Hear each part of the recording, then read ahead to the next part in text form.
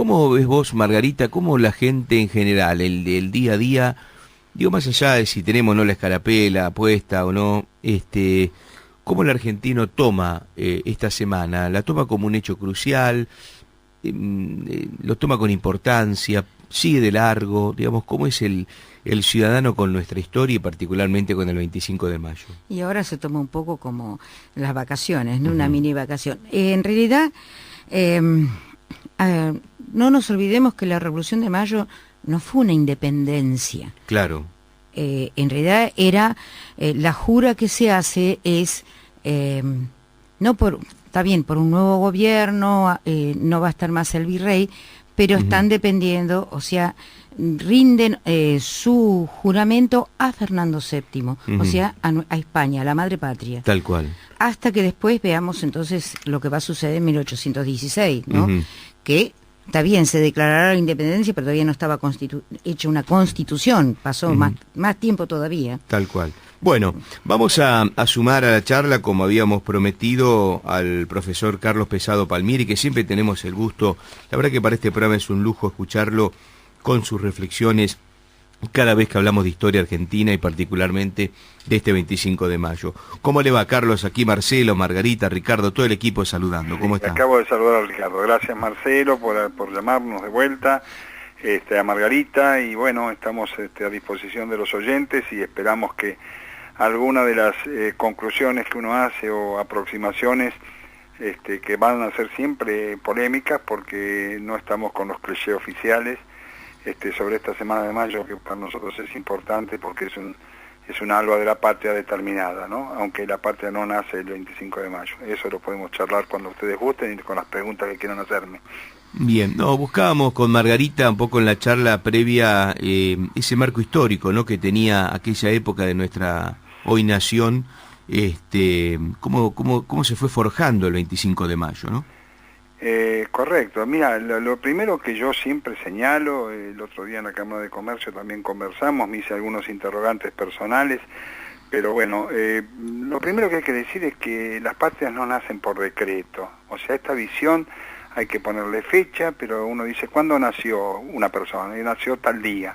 Y bueno, hay que ver, el embarazo también es una gestación de vida. Justamente esto discutimos hoy, ¿no es cierto?, en nuestra visión del derecho natural. ¿Desde cuándo hay vida? Bueno, a la patria le pasa lo mismo. Un hecho, por importante que haya sido, y no es poco, el 25 de mayo, ni es pequeño, en las escuelas los clichés oficiales, la visión es...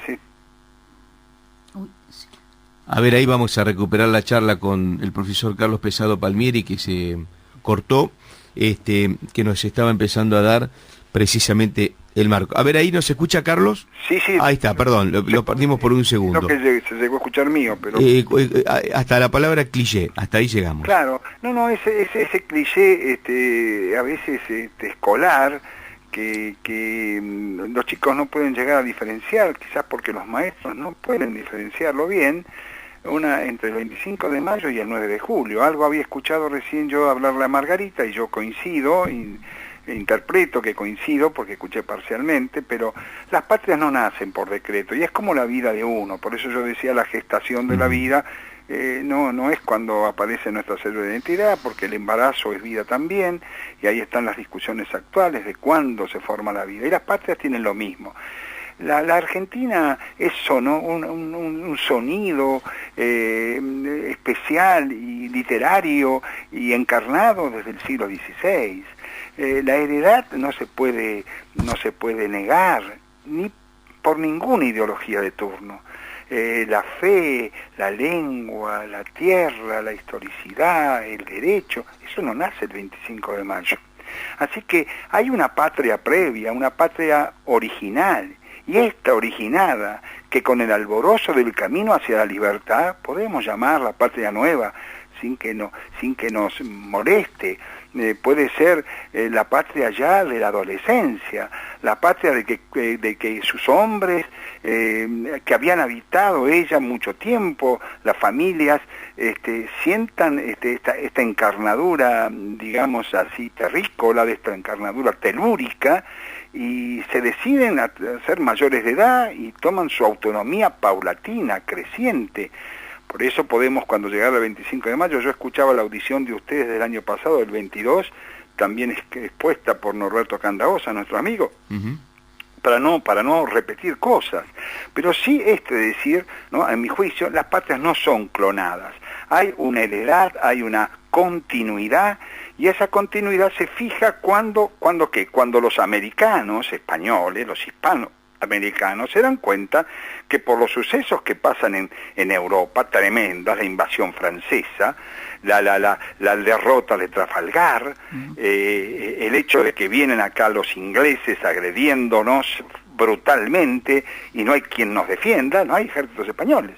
Se forman acá los cuadros de españoles y de nativos y luchamos y ganamos. Después de Trafalgar, que fue la gran derrota franco-española en el mar y el Nelson famoso inglés, la primera vez que los ingleses sufren una derrota es en Buenos Aires. Sí. Se cuenta suficientemente esto. En Buenos Aires y el Río de la Plata, Montevideo es desde un heroísmo tremendo. A veces contamos la invasión inglesa solo desde un lado de la banda. Y estos sucesos, a mi juicio, porque cuando usted va a los manuales al uso, encuentran que los antecedentes de la revolución de la Revolución de Mayo los llevan hasta la expulsión de los jesuitas en 1767. Por supuesto que hay muchos antecedentes, el descontento de los funcionarios, Perú, lo que usted quiera. Pero lo que decide fundamentalmente estos hechos de mayo son estos antecedentes inmediatos, previos, impresionantes de la resistencia y de la expulsión del invasor, hereje, inglés, y la defensa de nosotros. Entonces, cuando hay esa autonomía, cuando hay esos cabildos que deciden, ¿no es cierto?, ese ejército indiano, esa unión de pueblo y milicia, es una sola cosa. Acá nosotros no podemos contar la historia a nuestro gusto porque queremos o no queremos a los militares. La historia es la búsqueda de la verdad.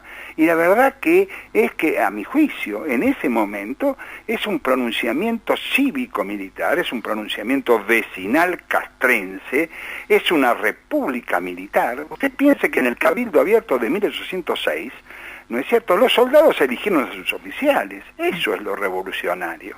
Eso es lo que da vuelta a la cosa, eso es lo que hace que el señor Cisneros, cuando busque apoyo, ¿no es cierto?, después de la sonada de 1809, que casi hacen renunciar a Liniers, ¿no es cierto?, Saavedra toma el comando, se dispersan todas las fuerzas de españoles que se habían constituido en milicias, y cuando Cisneros acá, ante los sucesos que ocurren, quiere pedir ayuda, se encuentra con que el ejército indiano, es criollo, y entonces no tiene apoyo, y sucede lo que sucede. Entonces, primero, después hay otro tema, ¿no? Hay quienes sostienen la máscara de Fernando, creo que de eso algo se habló en algún momento, la fuerza y la importancia de un hombre como Levene, ya en el año 25, ya en una segunda edición de la Revolución de Mayo y Moreno, habla de la máscara de Fernando. Y eso es tremendo, y se sostiene, y alguna gente está convencida, ¿no? Y entonces nacimos de un perjurio colectivo. Se juró por Fernando VII y todo era mentira, sobre los santos evangelios. Yo sé que hay otra gente que piensa que toda la Junta, o 8 miembros de la Junta, eran masones, pero entonces el perjurio podría entenderse, porque juraron por los santos evangelios. Yo creo que Mayo fue un acto de fidelidad y al mismo tiempo de autonomía.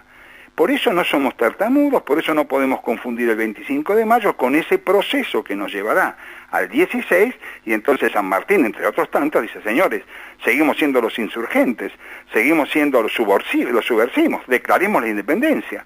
Pero usted sabe las cosas que pasaron entre el 10 y el 16. En el 10 estaba prisionero en Valencey el señor Fernando VII, el deseado, ese bribón, ese felón, como lo llamaría San Martín en última instancia, que le hacía muecas y gracias en su prisión de Valencey al señor Napoleón, mientras Napoleón arrasaba Francia. Por eso nos levantamos para defender la tierra nuestra como hispanoamericanos, jurándole fidelidad a este rey que cuando vuelve en el 14, vuelve queriendo ser absolutista y vuelve a mandar, ahí sí manda un ejército, manda el ejército de Morillo, que otra cosa, le voy contando cosas sueltas, después usted pregúnteme, este tema de que también pensar que la guerra era una guerra solo contra los godos, pero no, ¿cómo se enseña historia? ¿Cómo se sabe historia? No se sabe que en ese enorme escenario americano fue una guerra civil, que la mayoría de la gente que peleó y que murió eran criollos, nativos, negros, no era mayoría de españoles.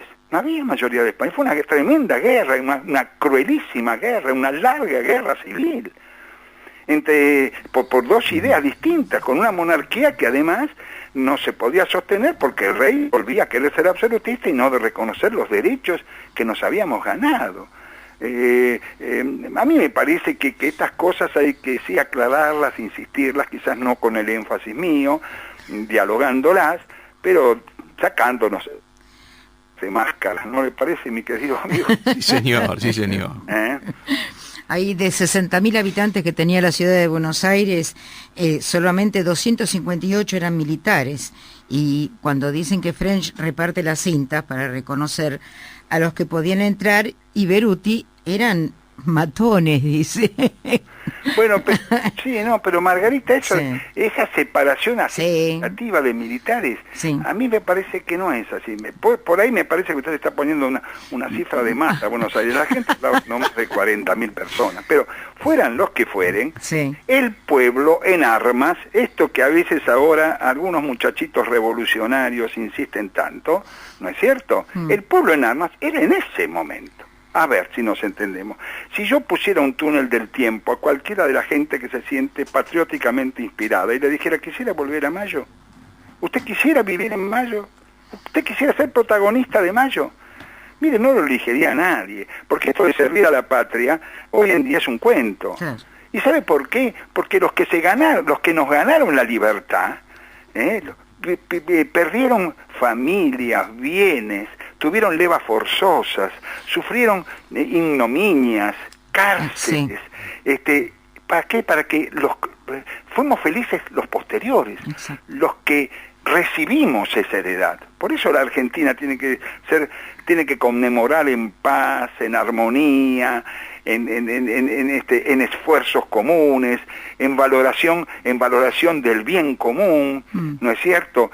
Tiene que valorar ese esfuerzo. Por eso esta Argentina épica es una Argentina militarizada. No es que haya 9 militares o 10 militares, eran todos militares. Cuando se habla de los criollos, la mayoría de los criollos anteriores, a pesar de que el régimen era muy duro, eran criollos. ¿Qué era Belgrano cuando estaba en el consulado? ¿De qué trabajaba Castelli? ¿De qué trabajaba Veloz? Eran empleados del Estado. Claro. ¿No es cierto? Así que yo creo que hay que, por supuesto, en escuela primaria, la escarapela, hay que poner las cosas suaves, no hay que contar, hay que, fue un tiempo muy duro, ¿no? En medio de la piedad de unos pocos hubo crueles venganzas. Usted piense entre fugaces héroes o paradigmas. Piense lo que era Liniers, termina fusilado. Claro. Entre el 10 y el 12 mueren Liniers, Gutiérrez de la Concha, de Paula Sanz, Nieto, estudié que ahora ni me acuerdo, Córdoba y Rojas. Muere Alberti, muere Lué, muere eso le iba a preguntar. Mire la gente que no, hombre. O sea, cuando el obispo Lué dice que esa revolución es una maniobra británica, que terminan envenenándolo 2 años después, entonces deja pensar un poquito, ¿no? Que yo no sé si lo envenenaron. Todos los eliminados son envenenados. También se habla del envenenamiento de Moreno. Esto es discutible. Es cierto que mueren. Por ahí se murió de indigestión. Luego porque era un gordo que comía mucho como yo.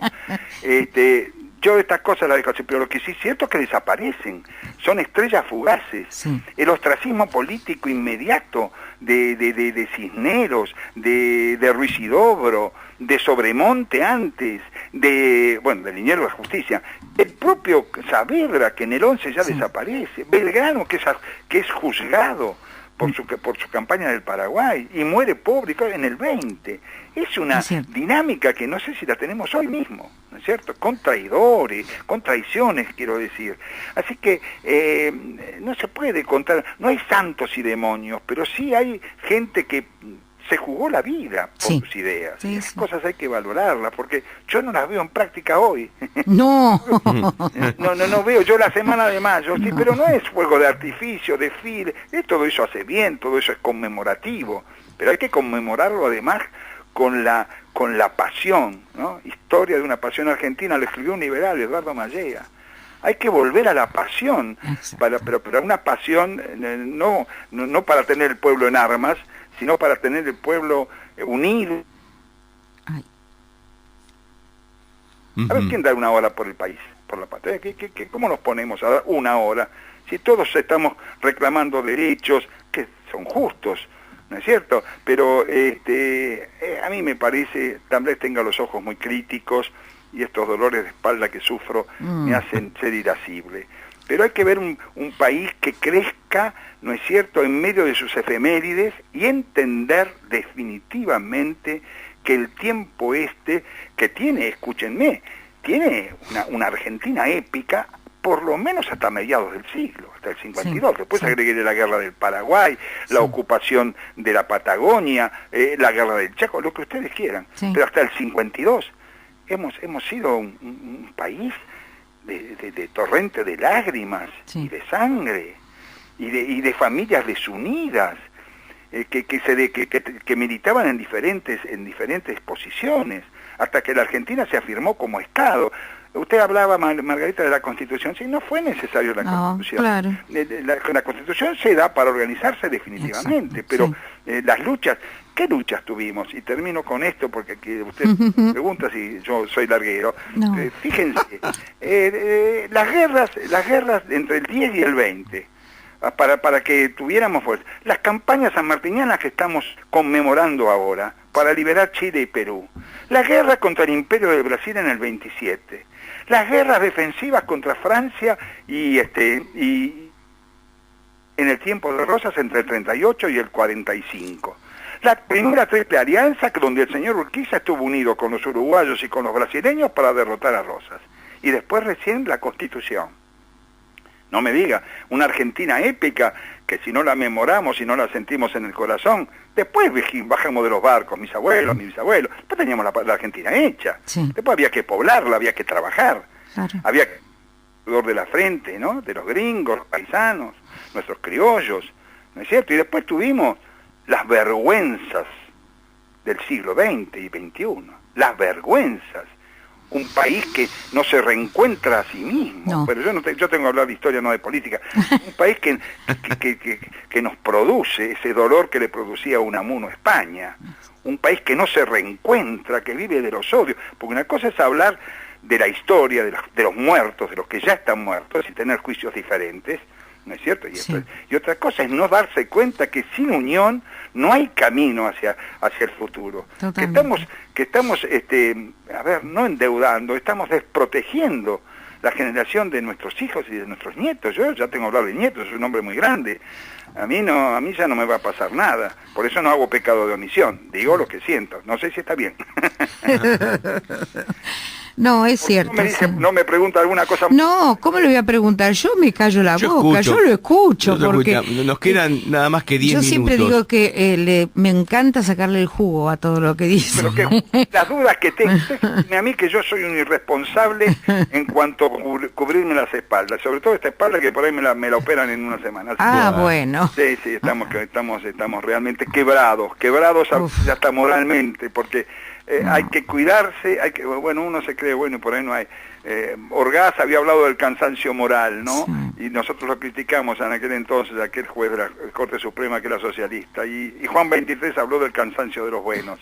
Sí. Y yo diría, para no juntarme con ninguno de los, el cansancio de los viejos. Bueno, para tanto. De los viejos, de ver cómo nuestro país no puede superar sus divisiones. No. Una cosa es que nos perdimos en la historia unitarios y como que sigue vigente aquello, Carlos, que siempre decimos que por ahí la historia pasó hace muchos años atrás, pero que hay acontecimientos de la actualidad que son similares a aquellos de hace cientos y cientos de años atrás, ¿no? Sí, la analogía es, lo que pasa es que el espíritu del tiempo es distinto. Yo siempre digo que para hacer historia contemporánea en la que no me meto, busco los ejemplos de países ajenos. Nosotros vivimos, somos unos llorones de tango, y eso que el tango me gusta el tango, pero no me gusta el tango llorón siempre, ¿no? Me gusta el tango bravío, porque somos un pueblo que puede ser bravío, bravío en las justas reivindicaciones. Pero yo digo países como podemos a poner dos nada más,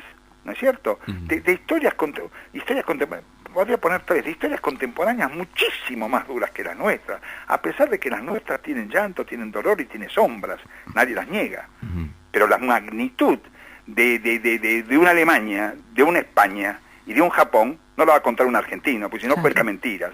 Cuenta simplemente mentiras. Deforma hiperbólicamente sus males. Es como yo que me ando quejando a lo de la espalda y por ahí tengo gente que sufre con estoicismo muchísimos dolores. ¿Se da cuenta? Alemania, que era nazi hasta el meollo de su gente, ¿no es cierto?, termina siendo la que gobierna Europa. Japón, que tuvo 2 bombas atómicas encima, siguió teniendo el Mikado, sigue teniendo su Hirohito actual, o como se llame, ¿no es cierto?, con la visita. China, que millones de gente han muerto en la guerra civil, pero por el amor de Dios, y todo el mundo busca la manera. Los chinos ahora son más capitalistas que nosotros. Tal cual. Carlos, tenemos poco tiempo, lamentablemente, tenemos 7 minutos, y yo le voy a hacer una pregunta que demandará una respuesta de 1 hora y media más o menos. Duro. No, pero no por usted, sino porque la respuesta merece ese tiempo. Pero no, porque capaz que esto es un puntapié para seguir charlando en otro momento. ¿Por qué, Carlos, cuando uno empieza a estudiar cada vez más de historia, de nuestra historia, nos damos cuenta que los libros, aquellos cuando íbamos a la escuela, que nos enseñaban del paraguas del 25 de mayo no era tan así, que la vestimenta de las mujeres no era tan así, que nos mentían, lo escribían otras personas? ¿Qué pasa con esa parte del aprendizaje de nosotros para con los libros que uno con el tiempo se da cuenta que en algunos casos no decían la realidad? No, Marcelo, mire, yo se lo contesto breve. A ver. Son momentos en el aprendizaje. Nadie puede decirle yo tengo nietas de 5 o 6 años que se ponen ahora su vestidito azul, su celeste y blanco, le pueden andar discutiendo a ver la bandera que juicio, y creo que no estoy como equivocado, graduales. Esto es como la Biblia, ¿no? Todavía hay gente que cree que Dios sopló el barro, ¿no? Había que ilustrar a gente con una ilustración muy liviana. Lo que no es perdonable, lo que no es justificable, es que cuando lleguemos a los estratos superiores, cuando se llegue a la universidad, cuando la gente cree que es un ser pensante, cuando van a ser gobernantes y dirigentes del país, sigan contándose anécdotas o sigan viviendo de los pastelitos y ¿no? Porque eso es costumbrismo, eso puede ser ilustración, eso ayuda, eso muestra la realidad de la vida, eso está bárbaro. Pero cuando uno tiene que dirigir, cuando uno tiene que mostrar las directrices para un país, tiene que sacar las cosas correctas, tiene que sacar los ejemplos perdurables, ¿no? Yo no le robo más tiempo.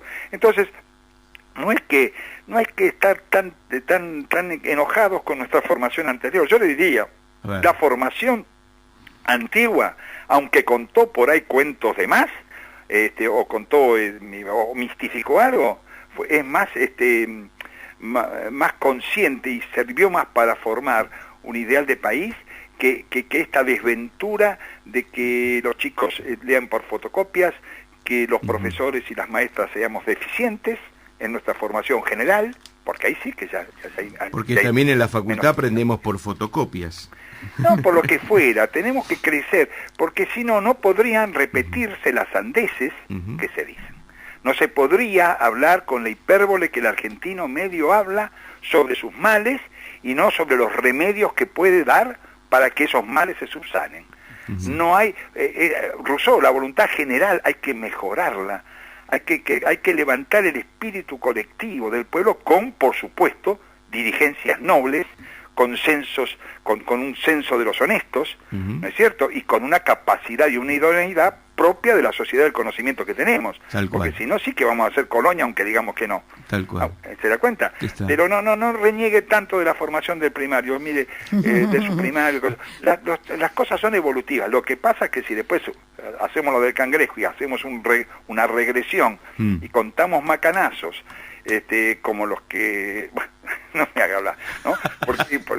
Porque también tenemos derecho a tener, ¿cómo se llama?, historiografías diferentes, porque si no todos diríamos lo mismo. Claro. Pero hay algunas cosas que son tan burdas, tan alejadas de la verdad, claro, porque... tan influenciadas por la ideología Sí. que fuera, ¿no es cierto? Claro. Porque se puede pensar distinto, uno puede tener distintas visiones sobre una cuestión, pero siempre llegando a la misma cuestión que es la verdad. Ahora, cuando tenemos distintas visiones por intereses para decir cosas que no corresponden, ahí está el error, ¿no? Vamos.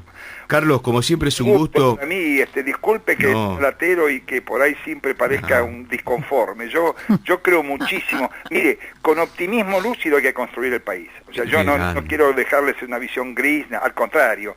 Yo estuve el otro día en la Cámara de Comercio, estaban los chicos de Sibelius, un conjunto, una orquesta de cámara, de toda gente joven que además tocó música popular, pero que sabía que hay culturas que son de una dignidad distinta al ruido de la plaza, ¿no? No es porque yo no tenga, ¿no? Porque hay que dar mérito. No es lo mismo tocar Grieg, ¿no es cierto? No es lo mismo tocar Mozart, ¿no es cierto?, que golpear fuerte a un tambor. Y eso no, porque además hay que saber distinguir el valor de la verdadera cultura popular. La cultura popular no degrada, eleva. Claro. Los italianos con las óperas, ¿no? Y se llenaba de gente inculta, pero era ópera, ¿eh? Claro. Ojo, vamos a ver. Bueno, le mando un abrazo. Gracias, Carlos, un cariño Carlos. como 5 siempre. de mayo, para usted y para Margarita, que me sigue siendo la productora. Muy bien, un abrazo. Bueno, un abrazo. Diga, Dios los bendiga a todos.